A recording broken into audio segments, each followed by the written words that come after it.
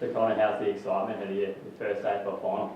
Yeah, it's obviously, like you said, very exciting. Obviously, you dream of it as a kid, and to get the opportunity at the MCG to be able to play against, obviously, a club that we've had some big games against recently. It's obviously a massive prospect, and I'm super pumped.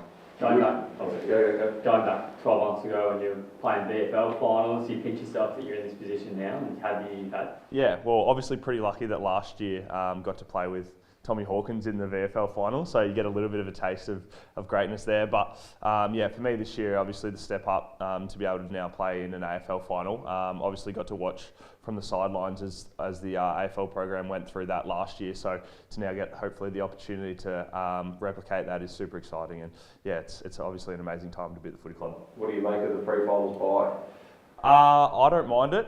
Gives you the week off. I always feel like I feel pretty well rested and ready to go after a bye. But yeah, I guess it's interesting. You could put it anywhere and someone would complain, I guess. So yeah, I don't mind that it's at the end of the year, everyone gets a week off to sort of reset and then attack the finals. Do you feel like, would you like to have had the final here at GMHBA?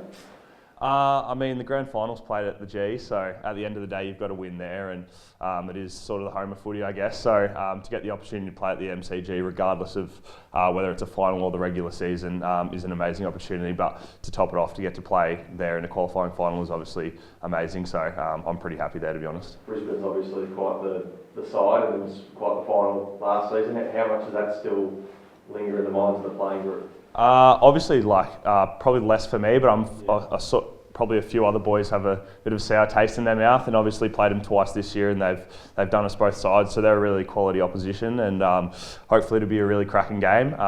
Yeah, I think we've had some great games against them, especially this year. Obviously they've come out on top both times, but especially in the first game, we feel like we really brought it to them, and hopefully it'll just be an amazing contest.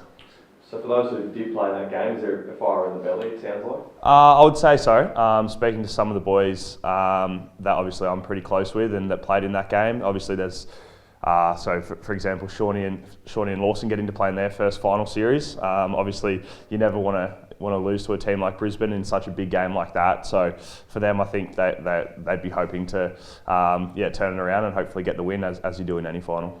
Talk to us about just obviously played them in around 15 or thereabouts. For your own personal growth, do you go back to that and have a look at some of your edits from that game and how you played and who you played against? Like it could look a bit different depending on Hipwood's fitness and the like, but is that something you'll do over the coming days, refer back to that game? Yeah, definitely. I mean, to say that you wouldn't reflect on the games that you've played against them, I think would be silly. I mean, we've played, obviously, like I said, twice against them now, so I think I've had a really good opportunity to sort of figure out what the matchups will be like and how they like to play, which is obviously a bit of an advantage, probably to both teams, having to play against each other. But yeah, for me, it'll just be sort of reflecting on what my sort of strengths are and probably just reiterating my routine and that sort of stuff away from the game just to make sure I'm ready to roll for that first game. Lost to the Lions twice this year. What do you feel went wrong for you guys in those games?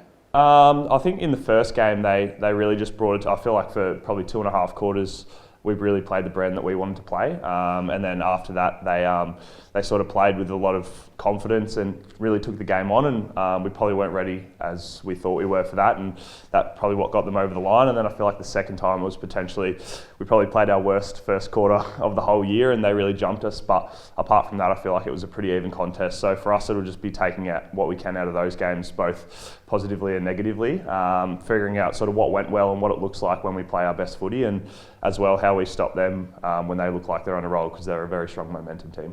Do you dare to dream? Yeah, it'll obviously be nice to win as many as we can in the finals. It's a very exciting prospect, but to even be in this position is obviously a great honour. I know a lot of players don't get to experience a final series in their careers, and obviously to hopefully get the opportunity to play one in my second year is obviously a very exciting prospect. Brisbane may be an easier draw coming into the finals, but there's such a fit list just generally, and a lot of BFL players vying. Have you found yourself just wanting to play your best, just to even hold your spot in the side, especially with a guy like College Anthony on the outer? Yeah, it's obviously amazing for the footy club to have, we'll touch with the fitness that we have had coming into a final series. I think we've only had one on the injury list coming into this week, which is amazing. It obviously puts not necessarily pressure, but it invites us to probably play our best footy, knowing that we've also got some good players around us waiting to go. Or ready to go, I should say. So for us, I think as a footy club as a whole, it's really exciting the fact that the coaches at least have pretty much a full plethora of players to select from, and hopefully that'll hold us in good stead for the final series. Do you feel for those guys who are stuck in the outer, considering you were one of those guys who was playing BFL last year, and you're probably close with quite a few of those younger guys? Yeah, it's obviously very hard, and unfortunately there is, we were only talking about this yesterday, there is unfortunately always hard luck stories and blokes that feel like they should be in the team, and probably deservingly so. So yeah, for us it's probably individuals playing in the team about putting our best foot forward, and sort of playing not only for ourselves but for the guys that potentially miss out as well. I feel like a lot of the time, you're playing for the club as a whole, and a lot of those guys miss out on the opportunity. But like for me last year, I feel like it only made me want to improve and put my best foot forward this year. How much are you paying attention to the Rising Star race? Trying not to. I mean, obviously in a pretty fortunate position that we're looking at a final series ahead of us. So for me, I'm just trying to do everything I can as a teammate and as a player to get myself right for that. Obviously, there's always talks about that sort of stuff, but yeah, for me, I'm sort of trying to focus on getting back at Brisbane. I mean, they're probably a team I haven't beat yet, so that's probably the focus. Who's your tip? It'll be interesting. Obviously, I've played with a few of the other boys, so I really like Dan Curtin. I get along with him really well, and I think he's going to be a superstar. But obviously, watching Murphy and Murphy Reid and some of those other boys, they've got a lot of talent. So I think I'm in a pretty fortunate position to be in sort of the conversation with those sort of guys. Do you pay attention to any of the trade talk that starts happening around this time of year? Or the Marshall to the Cats and all that sort of stuff that gets bandied about? Not really. I'm not really one of the footy heads of the footy club, I would say. So I'll sort of try and not look at that stuff too much. But yeah, for us, I guess we're probably, like I said earlier, we're in a fortunate position where for us it's still all about footy and still getting as far as we can in the season. I mean, we're prepping it as if it's a game every week. So for us, the focus isn't really on the off-season just yet. And we're hoping to prolong that as long as possible, I guess. For the majority of the home and away season, it's play one and move on to the next. This is a unique situation where you find yourself with a 12-day gap or thereabouts between games. How do you not get too engrossed in playing the game in your mind before you get there next Friday night? Yeah, I would like to say I'm a pretty relaxed person in terms of my mental preparation. For us, I guess it's probably about treating this week and next week as if it was any other week.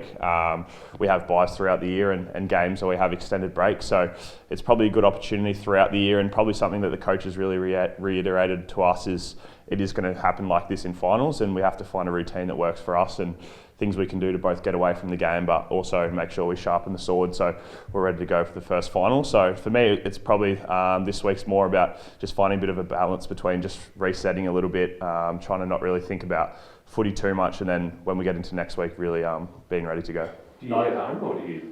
No, I'll probably stick around. 8-hour round trip probably is an ideal preparation for a game, especially a final. So for me, it'll probably be just hang around here, really reset a little bit, maybe take my mind off it with a bit of uni and that sort of stuff, and yeah, just try and reset for this weekend, and then really ready to get stuck into next weekend. Nigel Lappin does a lot of work with the younger cats, and what has he done for your development since you've joined the club? Yeah, he's been amazing. I mean, he puts time into pretty much everyone at the club, if not everyone, I should say. So he's been amazing for not only myself, a lot of the younger boys, but a lot of the older boys as well. I feel like he's someone that everyone leans on at the club because he's just got a wealth of knowledge and experience, and he's always got time for everyone. So for me to be able to lean on him, particularly last year, but especially this year, just semi-regular catch-ups and just seeing how we're going, I feel like he's amazing for not only our older group, but our academy players as well. I mean, he runs the academy, and to have that sort of wealth of knowledge that we get to lean on every week and really learn from is obviously, we're very grateful for him.